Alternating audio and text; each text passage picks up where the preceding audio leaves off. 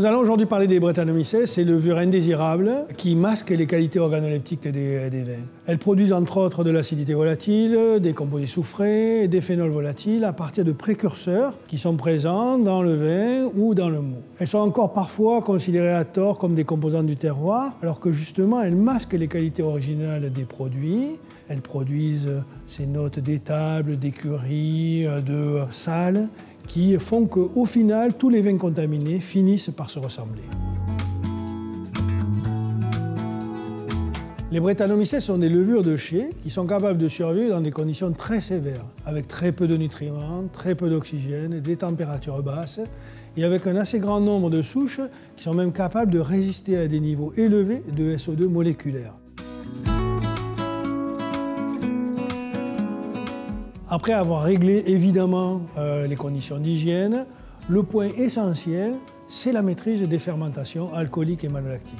C'est lors de fermentation languissante ou d'arrêt de fermentation, ou dans la phase de latence entre la fin de la fermentation alcoolique et le début de la fermentation malolactique, que les Brettanomyces trouvent les conditions les plus favorables pour se développer, se multiplier, s'installer dans les vins.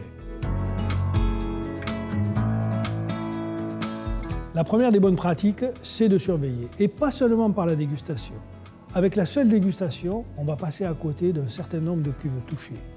Du coup, on identifiera les cuves trop tard, et on passera à côté des opérations de correction qui sont nécessaires. La bonne surveillance, c'est celle qui se pratique toute l'année, dès le mois de novembre, octobre-novembre, avec un plan de contrôle qui est construit, et qui se poursuit jusqu'à la prochaine récolte, ou jusqu'à la mise en marché des vins.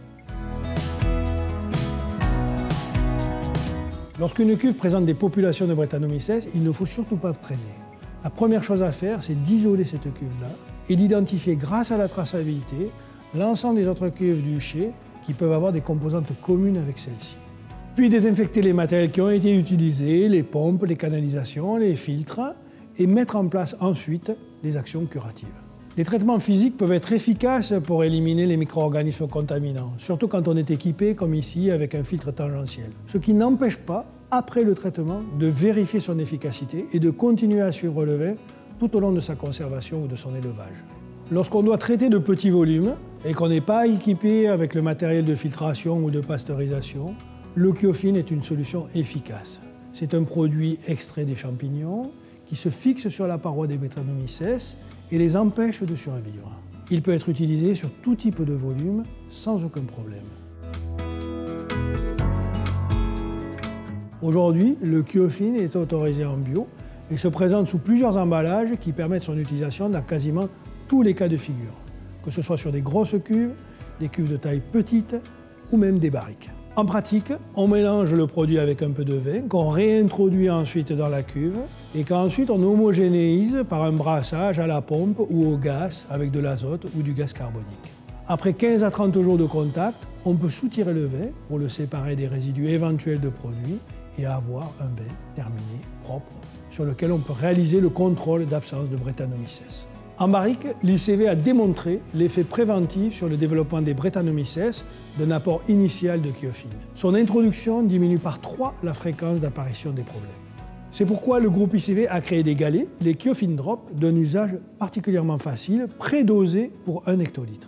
On introduit ces galets en nombre suffisant dans une barrique, juste avant le remplissage. Le remplissage par le vin permet le délitement de ces galets, sa répartition très homogène du produit dans la masse de vin et protège le vin pendant l'élevage. Les résidus sont ensuite éliminés lors du soutirage de fin d'élevage. En conclusion, pour ne pas perdre la qualité patiemment construite au vignoble et dans le chai, il faut maîtriser ses fermentations, puis contrôler ses cuvées et ne pas laisser de temps aux micro-organismes contaminants pour se développer en intervenant immédiatement. À toutes ces étapes, votre consultant ICV est là pour vous accompagner.